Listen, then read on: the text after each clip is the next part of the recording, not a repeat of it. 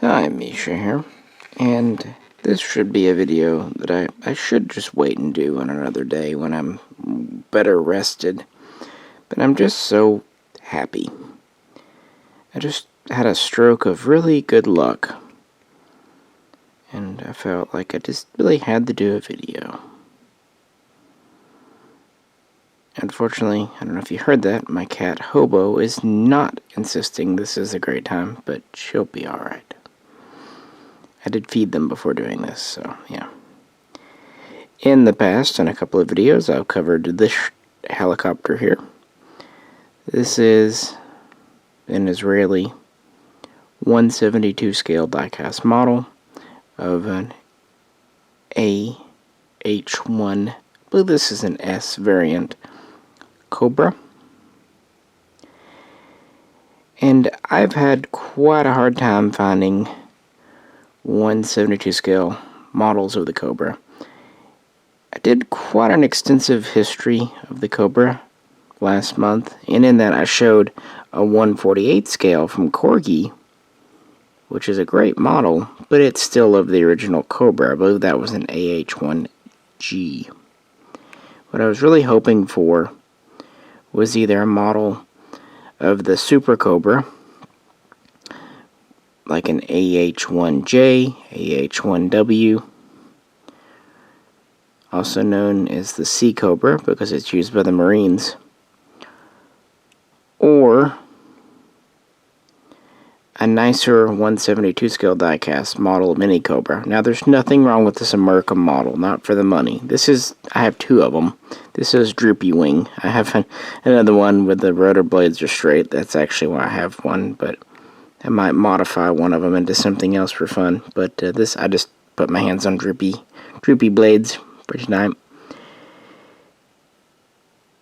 And there just aren't many makers. But then this one came out of the blue from nowhere. This is just one of those ultimate models for me. This is an AH-1Z, or Zulu, from the Marine Corps. This is the most modern Cobra. In fact, these are referred to as Vipers. And this is one of the best models out there of it from Forces of Valor, a brand you don't hear me talking a lot about. It's because they don't make a lot these days. Next to Corgi and Hobby Master, this is the next step up from a Mercum or Altea. Definitely better. They have rotating blades. They have crew figures. They have moving guns. When applicable, they have landing gear up or down. They have ordnance that can be installed or removed. Heck, they even have sometimes engine covers, hoods, whatnot. So I'm just really happy. What happened? Akins was doing kind of a clear out, kind of cleaning up the back room after the holidays, and they found one of these AH-1Z Marine Corps Vipers, and I snapped it up immediately. These have been out of production for a couple of years, and prices on Amazon and eBay have gone crazy, and I'm sure Akins could have gotten a pretty high price, at least higher than what they did, but they pretty much priced it at the old price, or at least maybe a $10 or $20 premium, which I don't blame them on, but it was less than half of what I've seen them go for. And this was one that I was just looking for an Altea AH-1G or S, and so this pretty much checks all the boxes. This is a Super Cobra, so a twin engine, which I don't have any models of at all. It's from a good maker, and it's the fuller bladed model, the newest one, so something I just did not have in my collection. There's only one funny wrinkle when I got it, the stand, it had the interface part that goes on the underside of the helicopter, but it was missing the base. But on the other hand, it had 2 stems, so I got 2 stems and no base, so I just shoved it in a base from, I think, Falcon, but no big deal. I mean, any base will work. I'm not going to complain. Plus, now I have a spare stem. I'm sure eventually I'll be needing a stem for a different one. But everything else was there. It was new in the package, still taped up. And there's only one. There was one other model that they had found in the back that's been out of production that also fills a giant hole in my collection, but that's for a story for another day. I'm just happy. And to think I was kind of not finding much to buy in the last month or two. It really is a good quality model. This is one of my favorite. I'm not the biggest Forces of Valor fan, but I haven't had a lot of their stuff. But after this, I may give them another shot. Maybe try some of the other stuff, because I'm pretty dang impressed. It seems to be a durable model. The flare sensor on the front rotates, the gun rotates and moves up and down. All the ordnance can be taken on or off, and I was really impressed with how they popped in very secure, very tight, but not like I had to force them. So honestly, comparing to like Hobby Masters Apaches, the AH-64s, Ds that they do, they can learn a thing or two. I've had to pretty much glue all my Hobby Master Apache ordnance in. This, I mean, it might get loose over time. I don't plan on taking it in and out a lot, but so far, seem better. Now, you know, there's a few things. The canopy doesn't open. You can't remove or take out your figures, and they're pretty basic figures, but they're there at least. I'll also say the rotor blades, they plugged in very easily and smoothly, more like an Altea or higher end, whereas I've had trouble with Droopy Wing over here from the American ones. They're the most difficult. But yeah, I'll talk more about it at the end, but you know, gotta talk about the history because it's me. In the previous Cobra video, I talked about the Marine Corps' use of the Super Cobra, or the Sea Cobra. They started out with the AH-1Z, progressing to the T. And then the most recent version in the 2-bladed lineup was the AH-1W. Now, the Marines kind of got stuck with the Cobra. They liked it in the late 60s. They first were using the single-engine version temporarily on loan from the Army. But then they got their twin engines late in Vietnam. And they really wanted the twin engines because they were operating from sea and you know, amphibious carriers and whatnot. They felt it was better. Plus a little more lift and everything else. They wanted to go to the Apache in the 1980s, but Congress denied funding. So this is when they went to the AH-1W, is an upgraded version. Now the AH-1W had a lot modern weapons support. For example, it could carry up to 8 Hellfire missiles or 2 Sidewinder missiles, and it had the same 4 stations under the stub wings. But it was twin engine and had some modern interfaces for the cockpits and whatnot. But Bell didn't just rest on that. They were working on a 4-bladed version as far back as 1979-1980 with the Bell Model 249, which was a tech demonstrator. The Marines wanted this, but again, they were denied funding for anything new, blah, blah, blah. So they had a lot of their older ones upgraded to the Ws.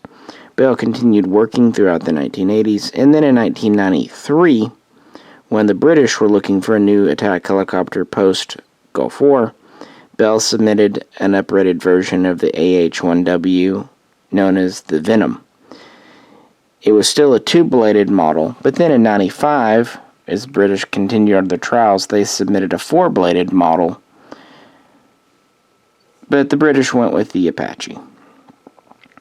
And again, the Marine Corps asked about if they could buy the Apache.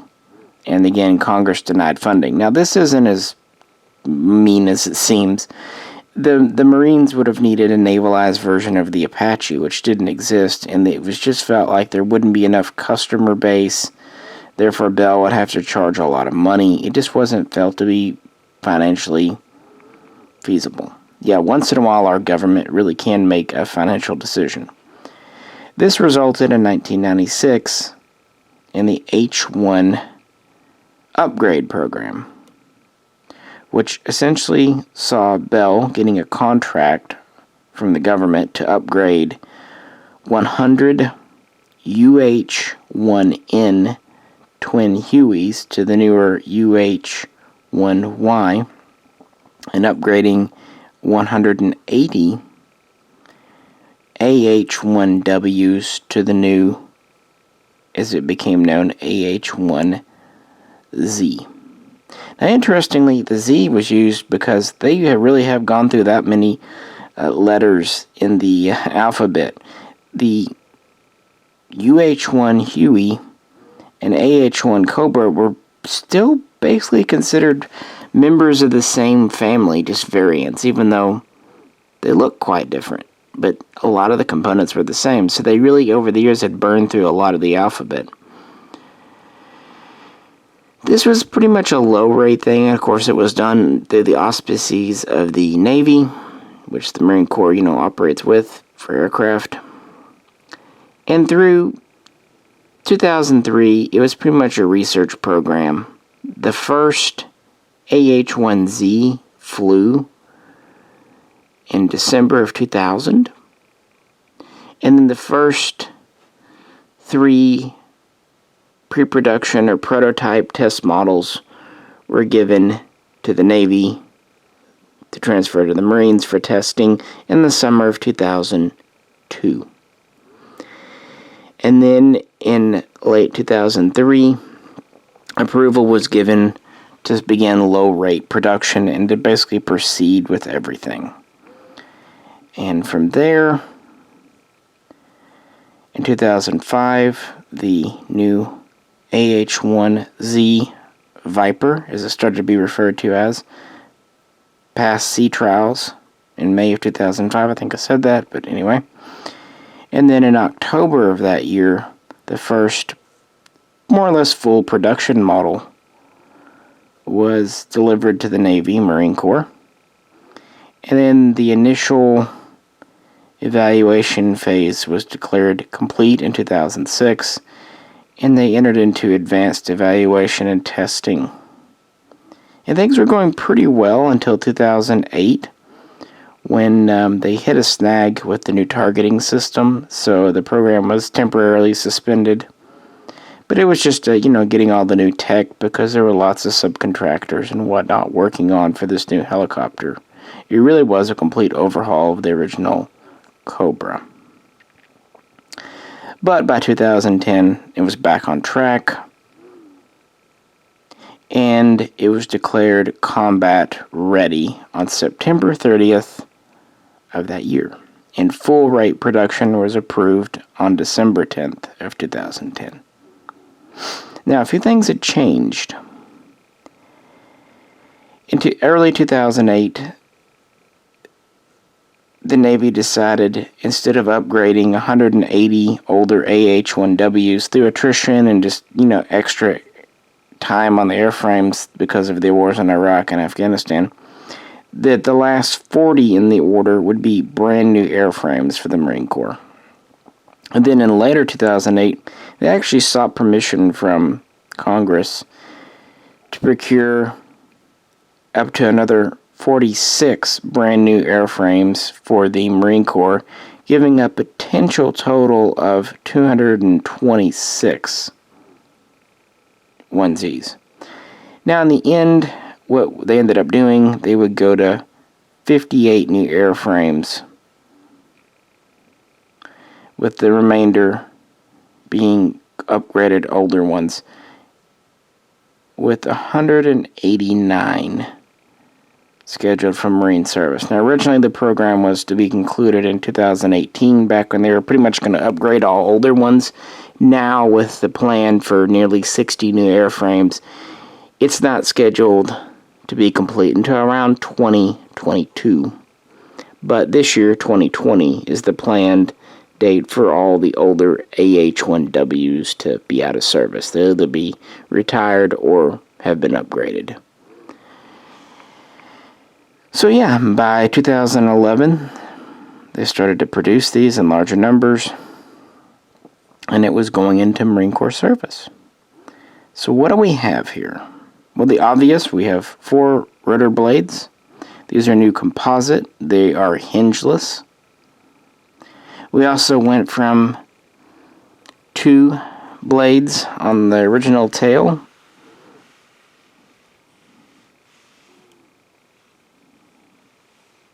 to 4. And we flipped sides, because why not? Still have a crew of 2 with the pilot in the rear seat and the gunner co-pilot in the front. Over time, the max speed has been increased. With the W, the critter was capable of cruising at about 218 miles per hour, and it was comfortable at about 175.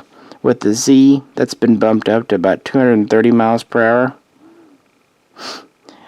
With cruise at around 185.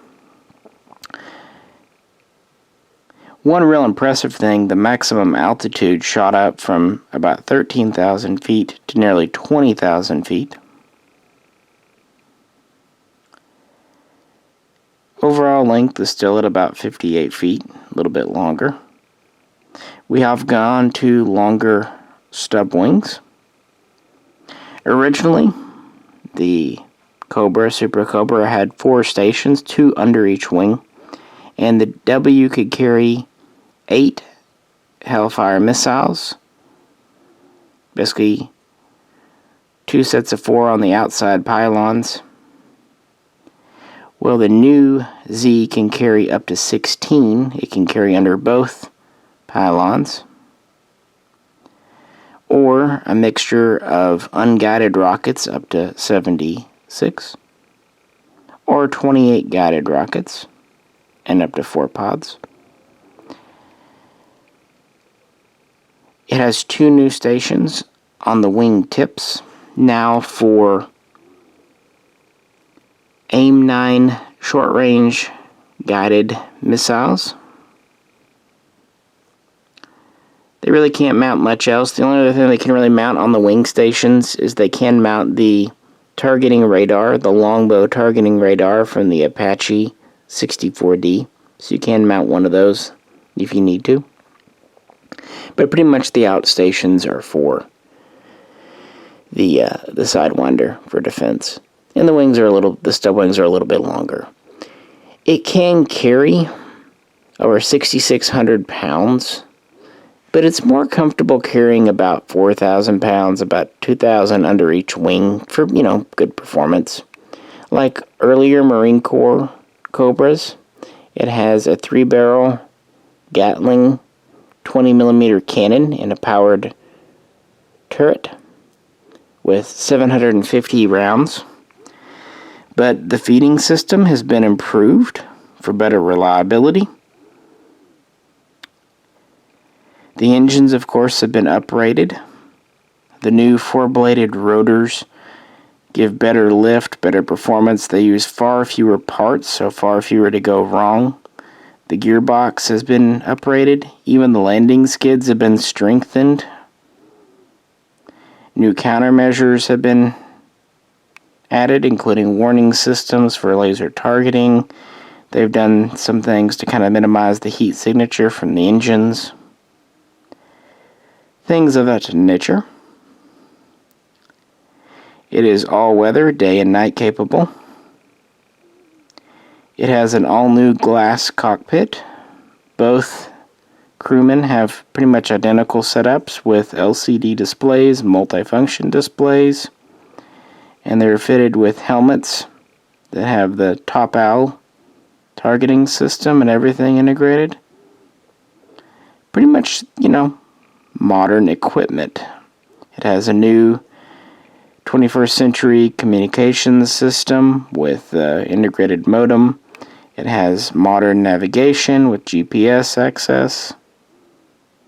And it has corrosion-resistant coating on pretty much all the parts because these are intended to be used from either Navy vessels or amphibious carriers. The rotor blades can be folded. And other things have been done to make it more survivable for the pilots, for the crewmen.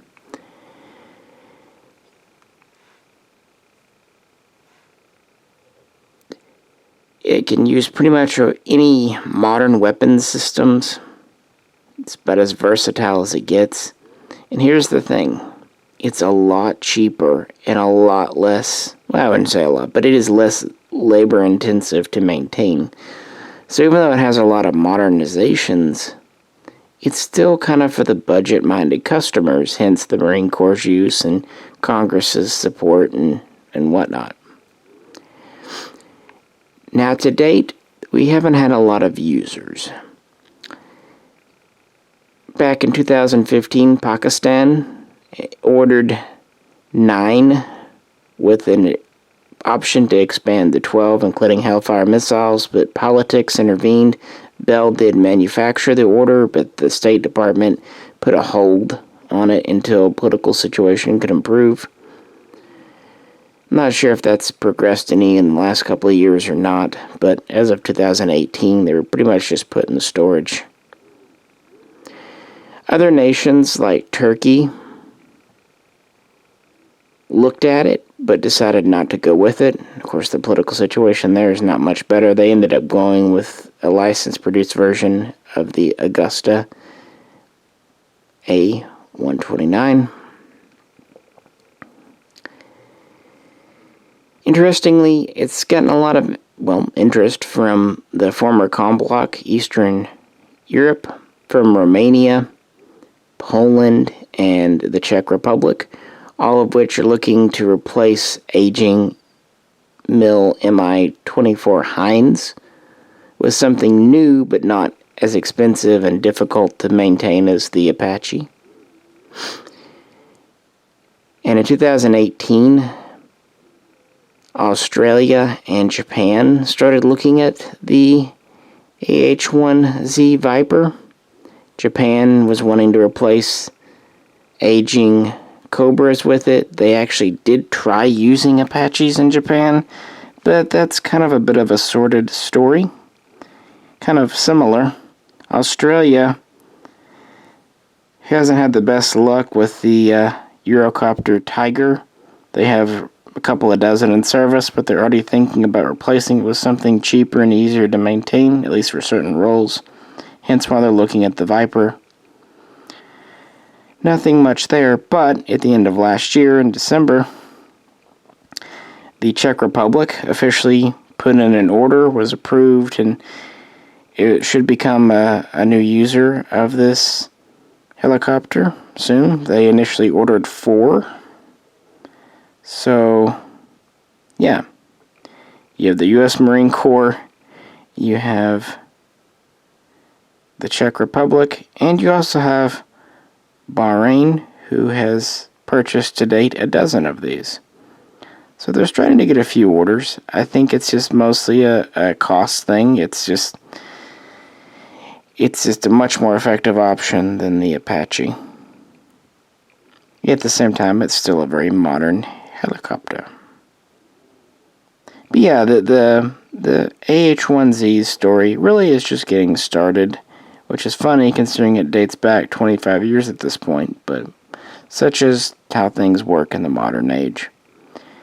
Keeping in mind, this was originally the original attack helicopter when it was still the two-bladed single-engine Cobra, dating back to 1967. So the fact that even a highly altered and upgraded variant is even considered relevant in 2020 is really a testament to Bell and the overall design. I think it's neat at any rate. But yeah, I just really wanted to talk about this because I didn't think I would ever get the chance to pick up one of these Forces of Valor Cobras. And I really wasn't sure I was going to get a twin-engined version for my collection. So this really just fills so many spots. And it is a nice model. This is of course quite light. I mean, the main body is die-cast, but the helicopter itself is just so slim and trim that it's just not going to be very heavy, no matter what you do. The ordnance, of course, is all plastic, but the main body is your metal components.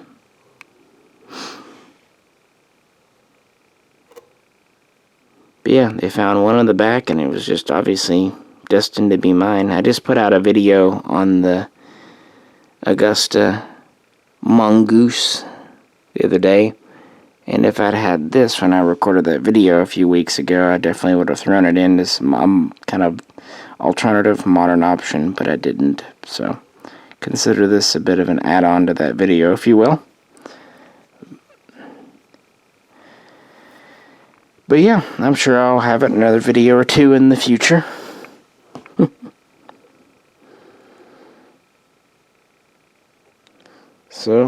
So far, the two companies that have found stuff on the back that have really just made my day have been Pete's Collectibles and Aikens. They both, when these companies do their old inventory, they might find some pretty neat stuff.